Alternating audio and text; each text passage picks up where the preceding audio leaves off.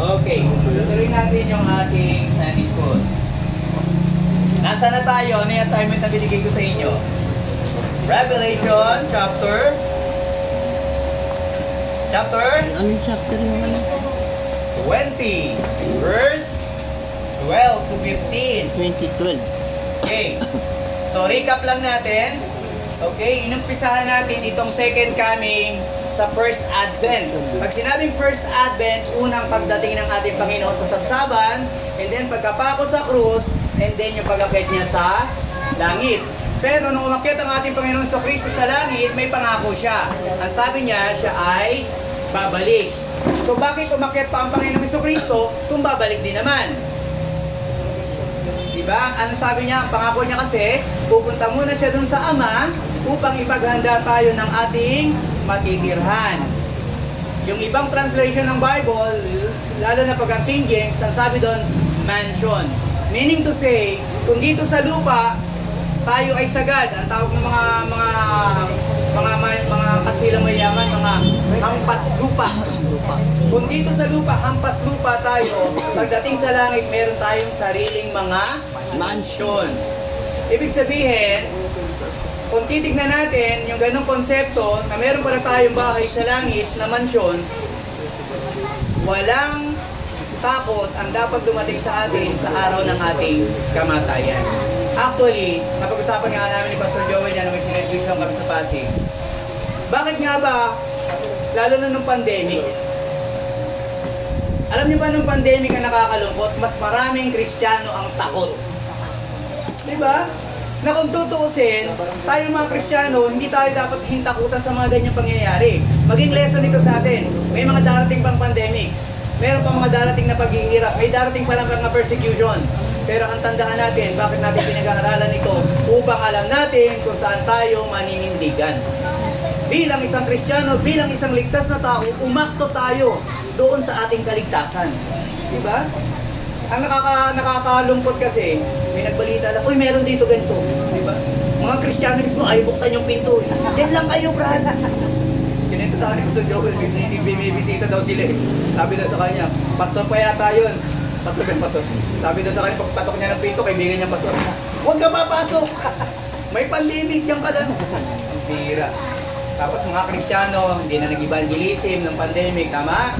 Hindi na nag-share ng gospel, hindi na nag-church. Maraming pastor din, nag-online na lang.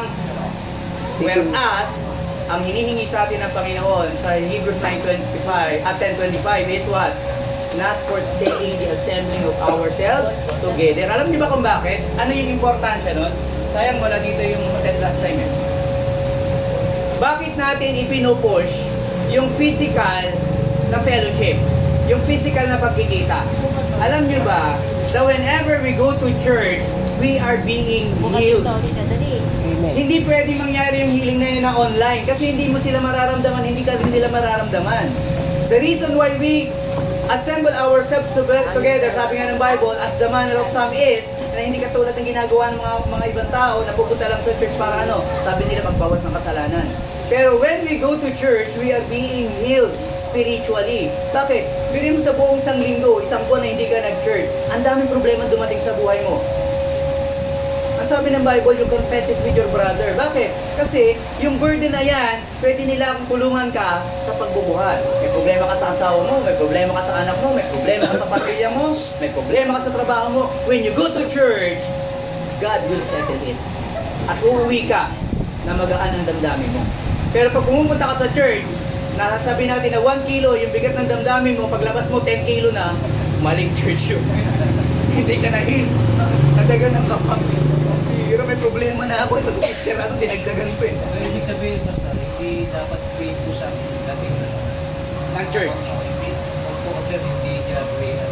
Oo. Hindi siya Tandaan natin, when we go to church, lumalapit tayo sa paanan ng ating Panginoon.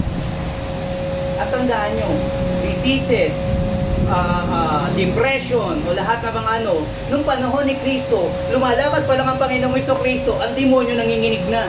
Diba? Yung may inaalihan ng demonyo, lumalakad lang ang Panginoon, wala pang ginagawa. Ang sabi ng mga espiritu masasama, sabi nila, Panginoon, Bakit mo kami pinapahirapan ng ganito? Wala pang ginagawa ang Panginoon. Lumalakad pa lang. So ano ibig sabihin? Supposed to be, pagpasok mo sa church, lahat ng bigat mo, lahat ng daladalahin mo, paglabas mo dapat, magaan na yan. Why? Because of the presence of the Lord. Ngayon nalulungkot ako, meron ako mga church na napuntahan dati, nakwento na yata yun. Nasa loob mismo ng church, habang nagpipreach yung pastor, na-possess ang mga youth.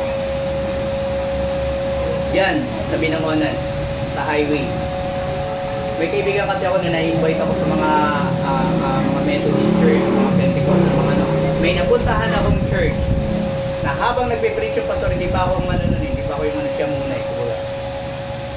Habang nagpipreach yung pastor, isa-isang na-possess yung mga young people sa loob ng church. Na question, bakit ang possession pumasok sa loob ng church? In the presence of evil spirit, there is the absence of the Lord. Kasi kung present ang Lord, there is the absence of the evil spirit. Kung ang Panginoon nandyan, hindi makakatagal ang mga espiritu, masamang espiritu kahit sa bakod, hindi. Alam niyo ba yung nangyayari sa possession? Yung mga bata, nakikita nila doon sa gilid doon, may mga nakagado ng mga impacto. Tinitignan daw sila. Tapos bawat isang bata, pag tutulungan, siyempre, nag-ano eh, di ba? Nag-hysterical. Bawat humawak, nagdadamay, napoposes. Hanggang sa buong ano na. Eh yung mga magulang, di ba? Yayakapin ng anak. Mamaya, nanay naman. Tapos kung ano mga sinasabi, mga blasphemous words, mga ano. Yung pastor, absent ng Panginoon. Absent ang presence ng Panginoon ng Holy Spirit. Kasi whenever there is a... Tandaan nyo to ang isang tao kayang i-possess ng 1,000, legions ang sabi. Ang legions is 3,000 to 6,000. Kayang i-possess ang katawan ng isang tao. Pero isang Holy Spirit lang ang kakasya. Kaya ng Panginoon ni Kristo na dumating doon, libo-libo yun, umalis. Di ba sabi ng ano, huwag mong padala sa doon na lang kami sa mga baboy. Sabi ng Panginoon, sige, pumunta kayo sa baboy. Pero yung baboy, ayaw din tanggapin yung evil spirit. Ang ginawa ng mga baboy? Tumalon sa hilo. Tumalon sa dagat. Agad naman. Dagat pala. O, di ba? So ano ibig sabihin? Tandaan nyo to. If one person professing to be a Christian, tapos merong ganun na pagsapi-sapi sa kanya ng mga evil spirit, questionable yung salvation ng tao na yun. Bakit? Ang sabi ng Panginoon, for greater is He that is in you than that is in the world. Tandaan nyo, mga evil spirit, fallen angels, mga ano, nasa kasama natin yan dito sa mundong ito. And they exist. Sa ayaw mo sa gusto, maniwala ka man hindi. Yung nakikita nyo mga fairies, mga nakikita nyo mga duwe-duwende, those are demons and fallen angels. Okay? Now, notice. So, nung umakyat ang Panginoon sa Kristo, nangako siya na babalik. Diba? Ngayon, ang pagbabalik, merong iba kasi na nagtuturo na ang pagbabalik ng Panginoon sa Kristo, physical appearance, makikita kagad siya ng lahat. Pero merong dalawang bahagi ang second coming, napag-aralan na natin, di ba? Yung first part ng second coming is rapture. Di ba? Kukunin ng Panginoon yung kanyang mga saints sa mundong ito. Bakit? Kung titignan natin ang pattern ng Bible, simula Old Testament, every time na magbabagsak ang Panginoon ng parusa, bayan man yan, nasyon man yan, o ano man, lagi niyang inaalis ang kanyang mga tao. Example, Sodom and Gomorrah. Diba? Ilang ano na lang yung pamilya ni Lot. Diba? Pero hindi ibinagsak, ibinaba ng Panginoon. Ano sabi nung angel sa kanila? Hindi kasi may ibababa ng Panginoon ng parusa hanggat nandito kayo. Kaya anong ginawa ng mga anghel? Di ba hinawakan yung mga pamilya nila at inilabas sila? Mula sa loob ng bahay, nila, nasa labas na sila ng bayan. At saka ibinaba ng Panginoon ng parusa. The same thing will happen. Tandaan natin na ang Panginoon, lagi niyang ipinapakita ang plano niya doon sa kanyang mga anak. Kasi kung ililigtas ka ng Panginoon, ipapalong sa'yo ng Panginoon, ililigtas kita, alisin kita dyan. Kaya yung mga nag-aaral nito at nakaka-appreciate itong second coming, rapture, ito lang yung mga anak ng Diyos. Kasi wala itong silbi doon sa mga hindi anak ng Diyos. Kung hindi ka kasama sa repatriation, di ba? Sabi ko nga sa inyo, kung hindi ka kasama doon sa aeroplano na yun, wala kang karapatang pumunta doon at kahit alam mo kung anong oras sila aalis, anong aeroplano sasakyan nila, hindi ka ano doon. Kasi Wala kang pakialam. Wala kang pak. Di ba? Parang katulad yung nasa ibang bansa, di ba? Sabi nga natin yung kaibigan namin nasa Israel. Oh, itong bus na to para sa mga Pilipino. Kaya kung Sudanese ka, sasakay ka dun sa bus, hindi ka pa sasakayin. All for Filipino only. Yung nakita ko sa news, di ba? Sa Israel, nung nire-repatriate yung mga Jews, di ba? Yung mga Israelites. Tapos may mga sasakay na mga Pakistani o mga ano na hindi naman kasama sa gera. Hindi nila pinasasakay. Bakit? This is only for their residents. Ngayon tayo, ang second coming, bakit mahalaga sa atin? Because we are the residents of heaven. Tagalangit tayo eh. Yun ang pinangako sa atin ng Panginoon. Kaya pag tumunog ang trumpeta, ang makakarinig lang ay yung mga anak ng Diyos. Sino yung mga anak ng Diyos? Yung mga sumampalataya sa Kanya. At sabi ng John 1:12, but as many as receive Him, to them gave Him power to become the sons of God. At kung anak ka ng Diyos, hindi hahayaan ng Diyos na dumaan ka doon sa mga paghihirap na yun, na ipaparusa niya. Now, pag tinignan nyo rin, look at the flood. Diba? Noah's Ark. Napansin nyo ba? Hindi binaba ng Panginoon ang parusa hanggat yung pamilya ni Noah hindi nakasakay. Hanggat yung mga hayop na kailangan pumasok, hindi nakapasok. Pero nung lahat nakapasok na, ang sabi ng Bible, and the Lord shut the door. Isinara ng Panginoon yung ano, yung pinto ng arko. Pero hindi lumabas ang tubig, hindi bumulwak ang tubig, hindi umulan hanggat hindi sila nakakapasok doon. Because what? Because it is the anger of God. Galit ng Diyos yun. Oo. Diba? Lagi nagbibigay ang Panginoon ng vessel of salvation. Noong panahon ni Abraham, ano ang vessel of salvation? Sabihin mo, wala namang vessel ng panahon ni Abraham. Meron po, yung ram. Now look at this. Pag tinignan na yung Genesis, ang hiningi kay Abraham, yung anak niya, di ba? Isipin nyo, pinangako ng Panginoon kay Abraham, you will be father of many nations, ang anak mo magiging kasing dami ng buhangin, magiging kasing dami ng stars. Tapos, ang binigay sa kanya ay isang anak.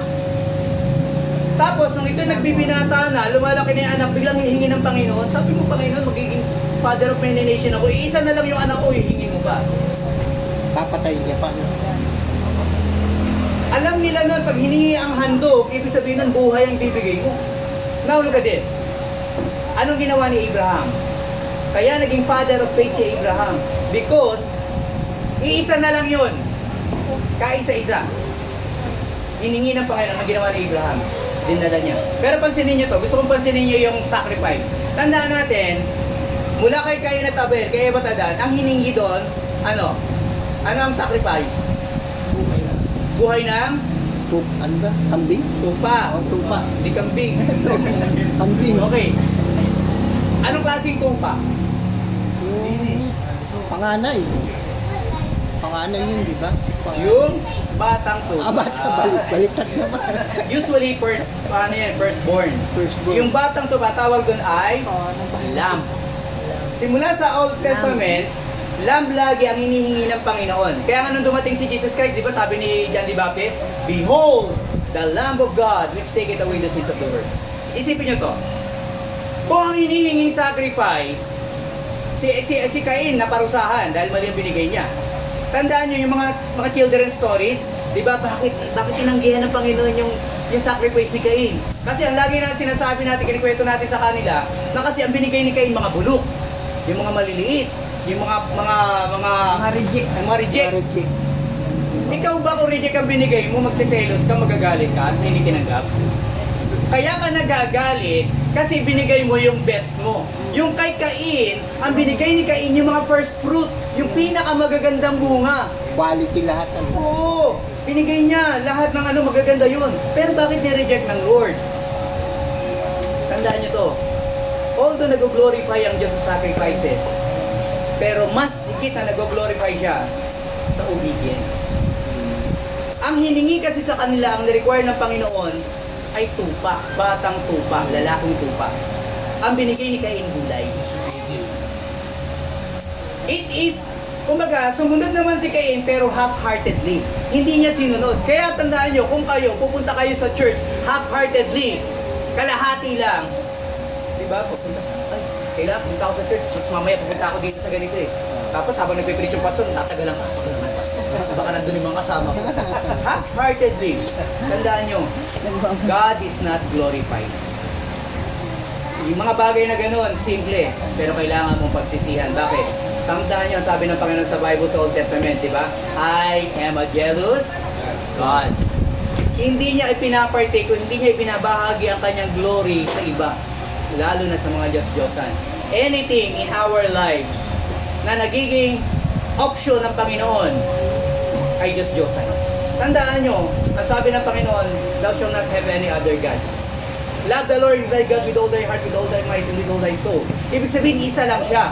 Kapag ang Diyos, sa bawat linggo, nagiging option, idinidimot ko yung kalalagayan ng Diyos sa buhay mo. Parang ganito lang yan. Mga mag-asawa, di ba nananligaw ka? Ikaw lang ang mundo ko. Di ba? Mga ganun mga, ang sasarap pakinggan no? Ikaw lang, kompleto lang. Di ba? You completed me. Pero pag dumating yung time, na nalito ka bigla, hindi ko alam kung sino pipiliin ko sa inyong dalawa. Ano ibig sabihin? Yung only one mo ay na-demote. Bakit? Nagkaroon na siya ng kapantay. So ano ibig sabihin?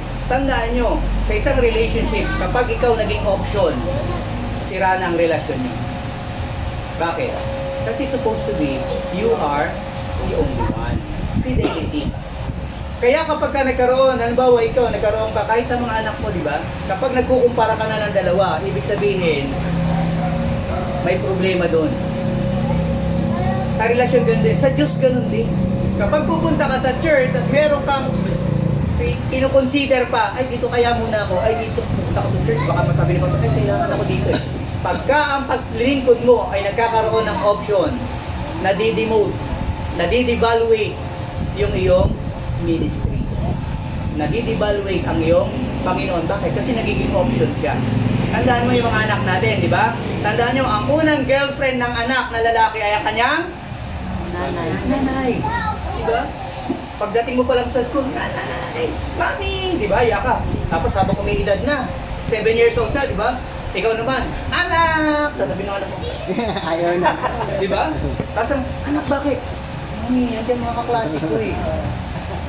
Sino dito yung nanay na hindi nasaktan sa mga ganong, mga ganong kwento? Sino dito yung mga nanay na pagpunta sa school, na dati yung anak mo, di ba? Oh, nandito lang ako anak, kasi lalabas pa yung kamay doon sa bintana, di ba? Gano'n. Hanggang nandun yung kamay niya, kailangan nandun ka din, di ba? Nakabantay ka ng gano'n. Tapos wala pa sa atin, wala nang kamay na lumalabas sa bintana. Kasi kakwentuhan yung mga kaklase, may ka-works na. Meron na siyang diba? kausap. Oo. Paglabas ng school, di ba? Nakikihintay ka ng ganyan. Dati pag nakita ka ng anak ko, takot yan, Mami! Tapos ganyan, naglalakad na. Mami, punta lang kami kantina.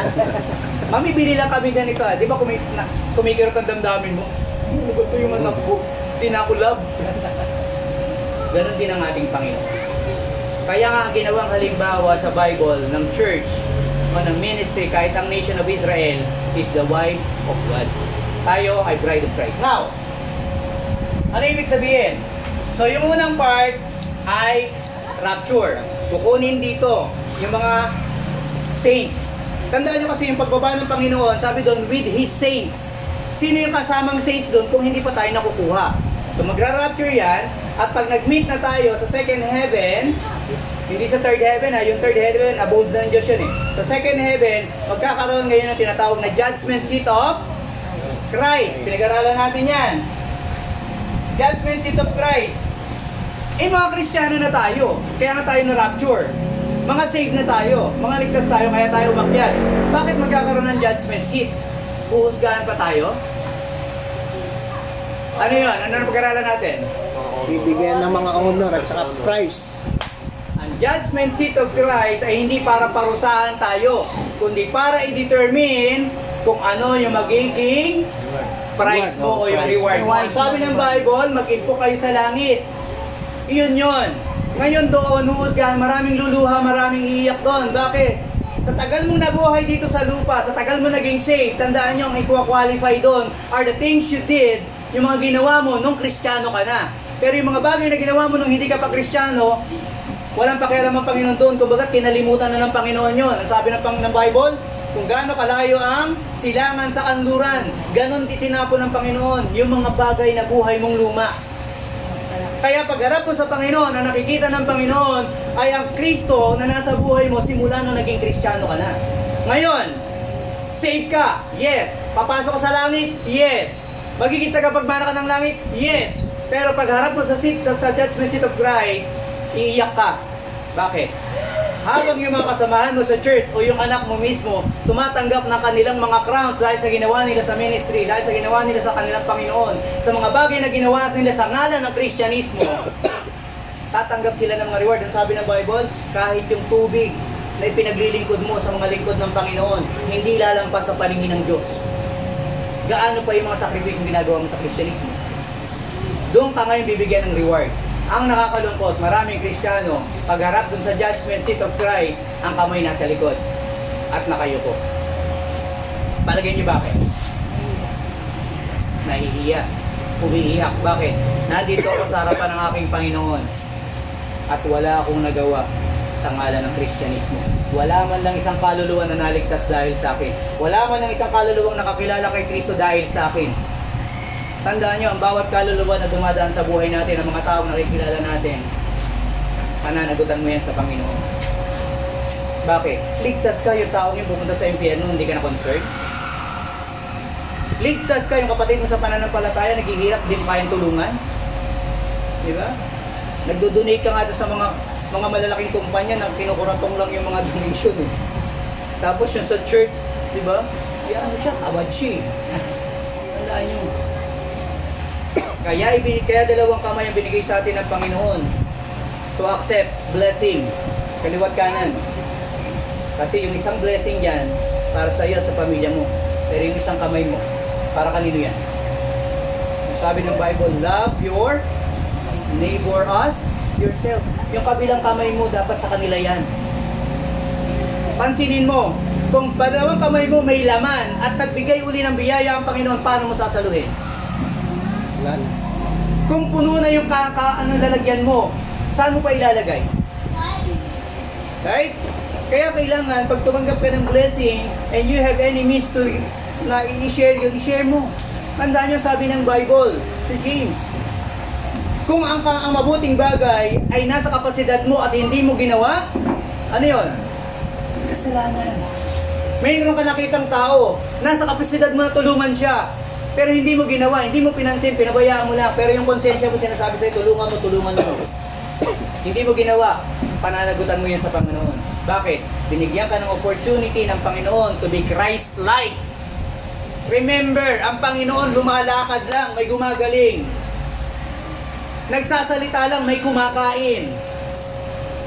Kaya tayo, pag nagkaroon tayo ng opportunity to serve other people, it is an opportunity to be Christ-like.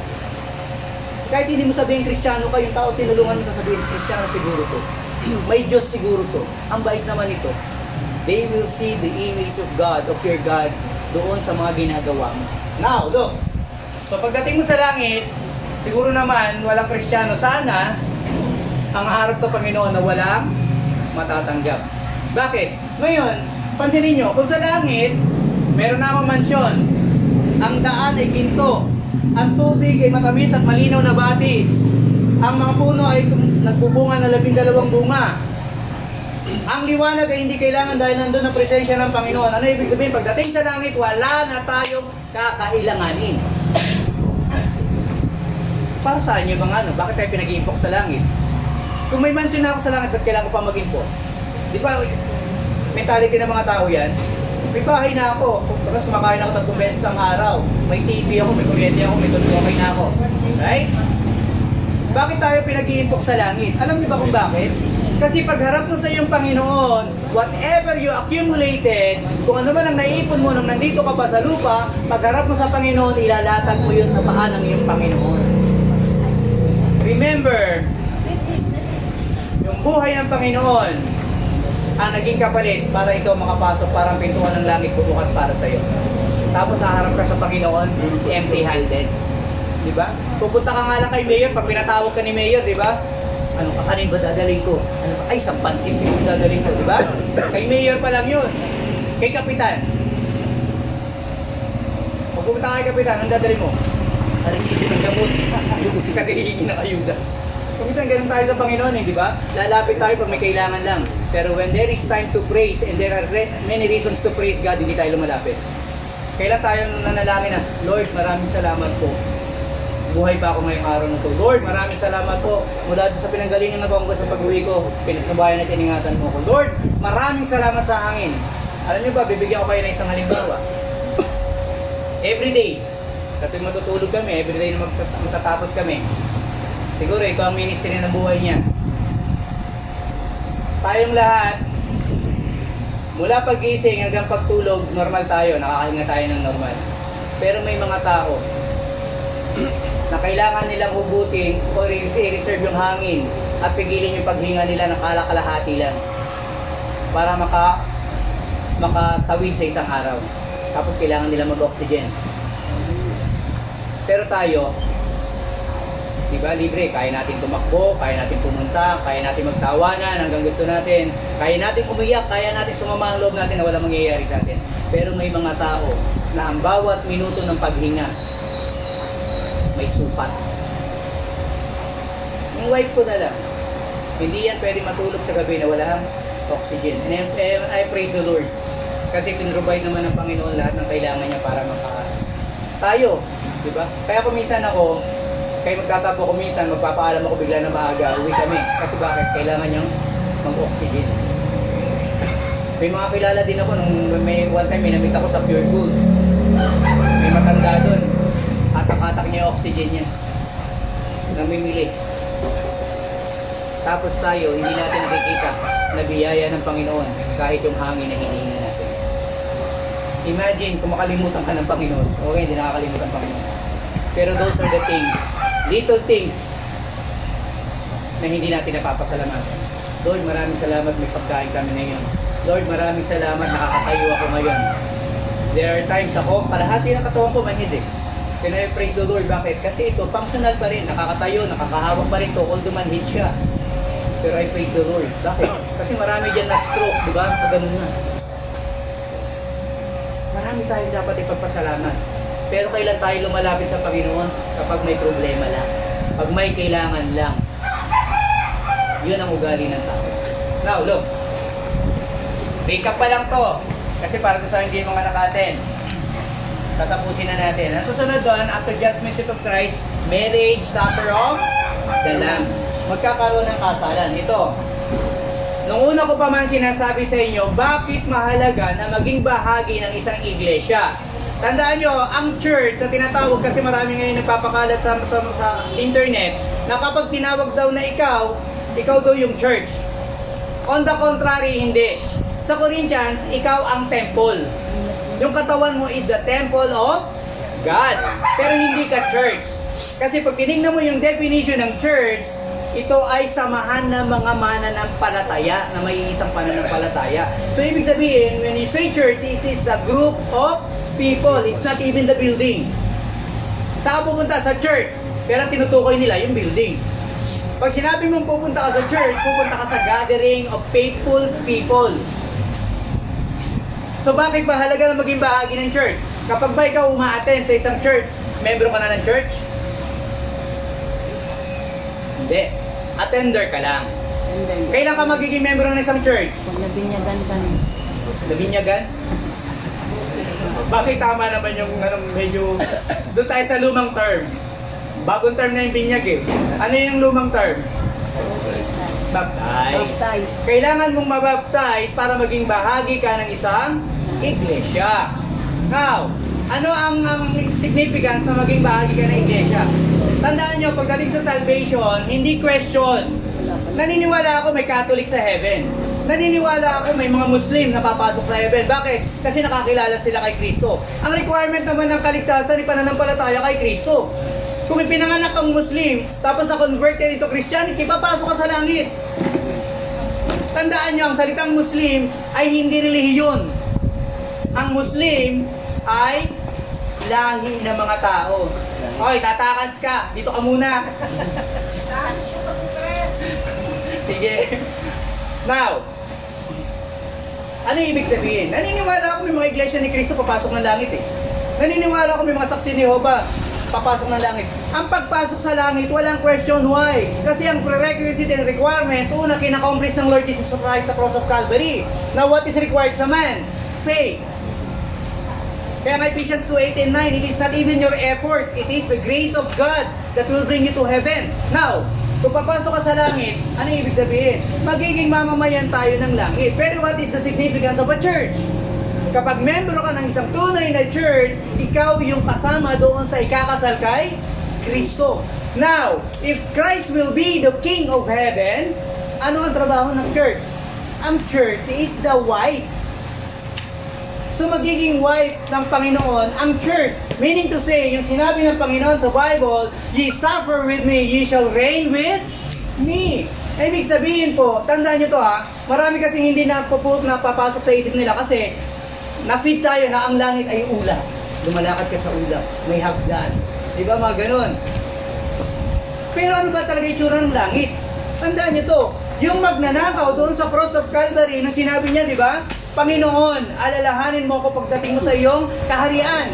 Kaharian ang sabi ng magnanakaw. Bakit? Alam niya na may kaharian ng Kristo. Kilala niya ang Kristo. Ang sabi niya, Panginoon, pagdating mo sa iyong kaharian, alalahanin mo lang ako. Napansin niyo ba yung pangako ng Panginoon, yung sagot ng Lord? Ngayon din, ipagsasama kita saan? Sa? Bakit hindi sinabi ng Lord sa kingdom? Ang sabi ng Lord, today thou shalt be with me in paradise. Ngayon yung paradise in Greek and Hebrew, kahit sa Latin, pag i-translate niya sa mababaw, ang ibig sabihin ng paradise is garden. Saan inilagay si Eva Tadan? Garden. Ano pinangako ni Kristo? Garden. Meaning to say, ang paradise o yung garden is part of heaven. Ano ibig sabihin? Sa langit po may puno, may ilog, may lupa, may trono ng Diyos, may liwanag, pero walang gabi. Bakit? Dito sa mundo, kaya tayo natutulog because our body has to survive. Kailangan niya mag-rejuvenate. Pag natutulog tayo, doon nagre-recuperate ang ating katawan. Kaya tayo natutulog kasi kailangan nating mabuhay. Alam nyo ba na pag isang linggo wala kang tulog, mamamatay ka? Diba? Mamamatay ka. Kasi bakit? Ang katawan mo hindi makaka-cope up.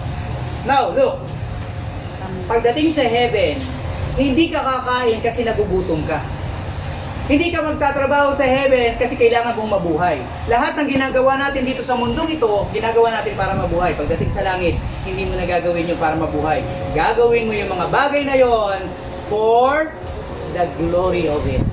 Kakain ka ng puno ng bunga, hindi para makuha mo yung sustansya, vitamin C. No. Kakain ka nun kasi gusto mo lang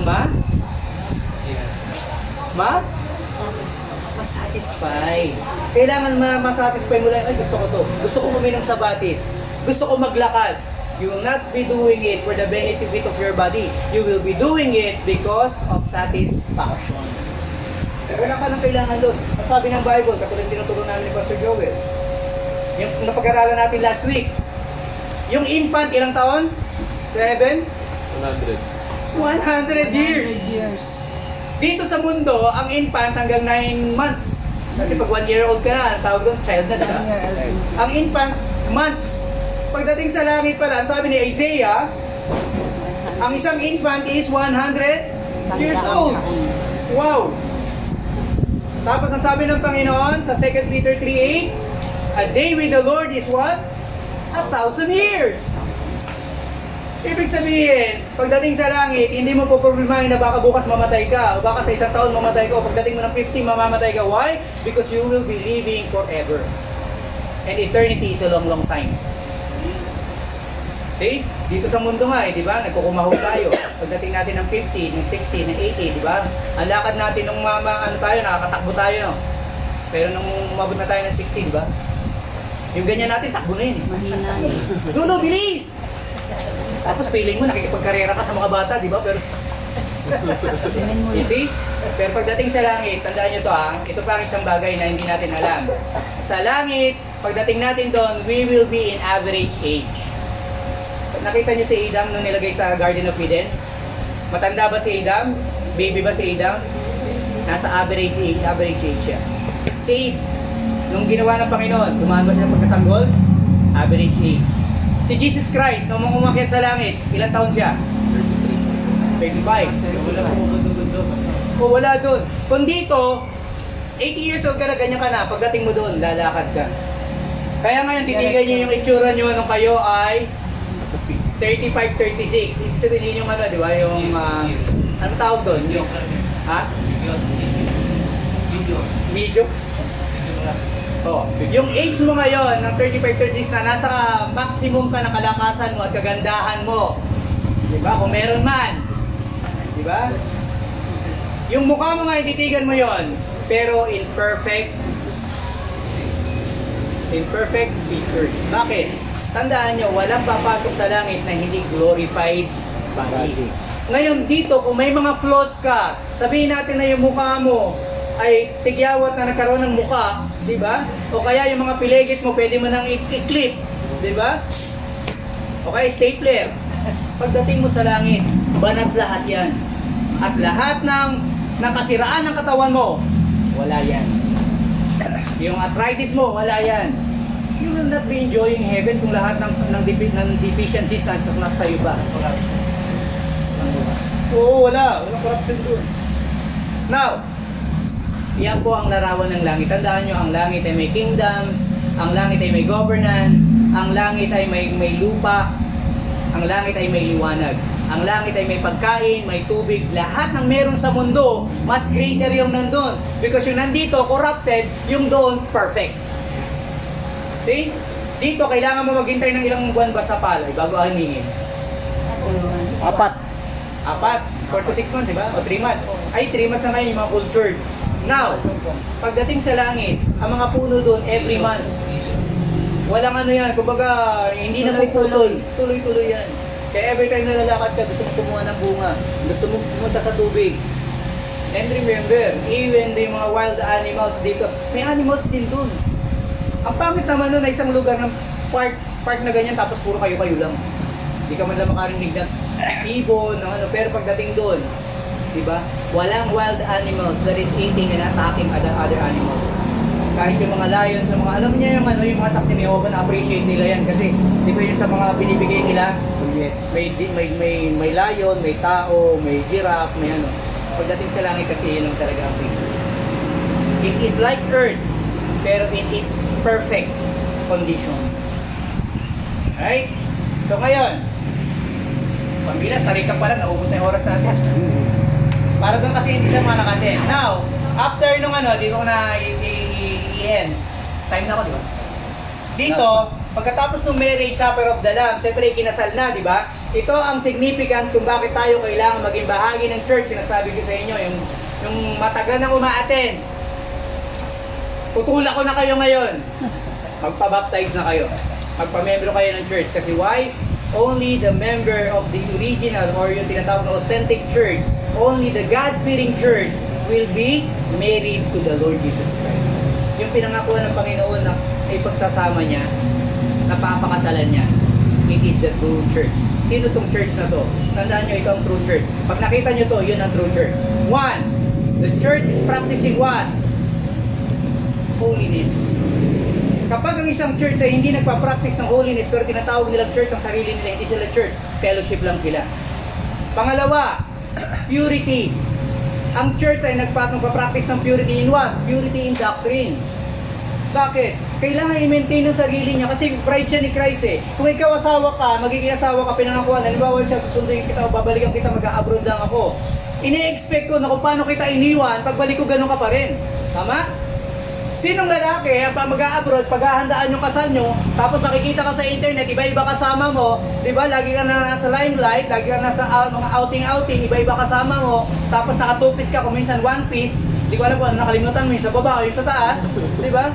Tapos pagbalik ng asawa mo, and you expect, nakarapat-dapat ka pa rin ikasal sa kanya? So ano ibig sabihin? Yung purity means maintaining yourself na karapat-dapat sa iyong Panginoon. Kaya kapag ang isang church na kinasasaniban mo is not teaching you how to maintain your purity, that is not a church. Hindi church yan. Walang adulterer, nakakonflict. Oo. Ang bira, tinatawag mong church, yung pastor, 2 asawa. Tinatawag mong church, tapos yung pastor, yung original na asawa, nasa probinsya, tapos may kasamang iba. Tinatawag mong pastor, tinatawag mong church, tapos yung pastor, may relationship lahat na ng people. Kung bibigyan ako ng Panginoon, baka sakalin ko yung mga pastor na yun. Alam mo, nakakapanggalagiti. Bakit?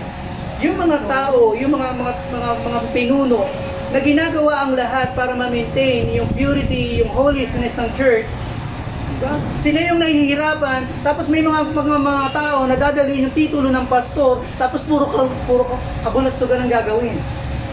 Diba? Papakilala silang pastor. Tapos sasabihin sa'yo, oh, yung mga youth sa inyo, bago kayo maging pure, sabi ng Bible, without shedding of the blood, there shall be no remission of sin. Hindi papatawarin ng mga kasalanan nyo hanggat hindi kayo nagbububo ng dugo. Tanong, paano duduguhin ang isang babae? Diba? Pambihira, bago mag-asawa yung babae, kailangan yung pastor muna. Tapos ako, bibigyan, buti na lang hindi ako naging Diyos. Diba? Kasi pag nakita ko yung mga yun, buburahin kita sa mundo. Pero nakakalungkot, maraming mga magulang, maraming aral, may engineer, may doktor, may mga pulis, may bombero, may ano. Kumbaga, ito yung mga tao hindi mo nasasabihin mangmang. Pero sumusunod. Binibigay ang anak. Itinutulak ang anak. Samantalang hindi nakabanalan ang tinuturo ng leader. And yet, kiniklaim nila that they are the true church. Pasok sa bagong Jerusalem. Tapos nang pala, lalapas tanganin ng mga anak niyo. Children of God, dati, nakwento ko na yun sa inyo. Yung asawa mo, pagdating doon sa fellowship, pag sinabi ng pastor, sa asawa mo, iniibig kita sa Panginoon. Ano ibig sabihin, sama ka sa akin? Let's have sex. Tapos ikaw naman na asawa, pupunta ka doon sa asawa ng kabrother mo, mahal kita sa Panginoon. Sama din siya sa'yo. O, tapos lahat ng ipapanganak doon sa nangyayaring yun, yun yung tinatawag nila na banal na langit. Wow! Agalit. Pero yung matatalinong magulang, mga aral, ilang taong nag-aral, umabot ng kolehiyo, sumusunod sa mga ganong klase ng ideolohiya. Ganon kagaling ang demonyo. Ang demonyo kaya niyang gawing tama ang mga bagay na mali. Kaya tayo nag-aaral. Kaya natin mini-maintain. Kapag kahit kami ni Pastor Joel, pag nagsabi sa inyo ng ganon, o bago kayo kasal, kailangan mo nang pagpalain ka ng Panginoon. Kailangan mo nang mahugasan ka ng Panginoon. Meron pa ako nakita na kailangan bautismuhan ng pastor yung mga youth. Personally. Pero babautismuhan niya mga nakahubad. Pagsusuti ng puti, walang pangilalim, walang underwear, di ba? Nabasa. O, papasok doon. Babautismuhan ng pastor. Diba? Pag nabasa yung ano mo, ano tawag doon sa tela na yun? Pag nabasa, nagiging transparent. Satin. O, satin. Pag gano'n. Tapos sabihin ng pastor, Blessed! Blessed! Lahat ng makahawakan. Sabi naman ng binautisman, Praise the Lord! Tapos bigla magpapatuon, ramdam ko pumasok sa akin ng banal na spirito. Hindi niya alam, naramdaman niya yung kamay ng pastor. Hindi pa. Yung pala, presensya pala ng demonyo. Tandaan nyo, ang mga Kristiyano, dapat matatalino. Kaya tinuturuan every Sunday school. Kaya nagpe-preach dito. Kasi para ma-maintain natin ang ating purity and holiness. Malaking bagay sa Diyos yun. Okay. Next. Aralin nyo yan ha, kasi tingin ko wala nagbasa sa inyo eh. Next Sunday, hindi natin matapos-tapos sa inyo. Next Sunday, Revelation 20. Sige, basahin yung buo. Pero ang ano natin dun is 12 to 15. Basahin nyo ng buo. Tapos pag-usapan natin kung ano mangyayari pagdating ng second coming na bumabalik na ang Panginoon with His saints. Revelation 20. May tanong po? 12 to 15. May tanong ba? Wala. May natuto ba? Meron. Yun ang nakakatakot sa hindi mga sumasagot eh. It's hindi natuto o wala natutunan. Amen. Ito ka ko kaya kumuha ng damit. Marami. Okay.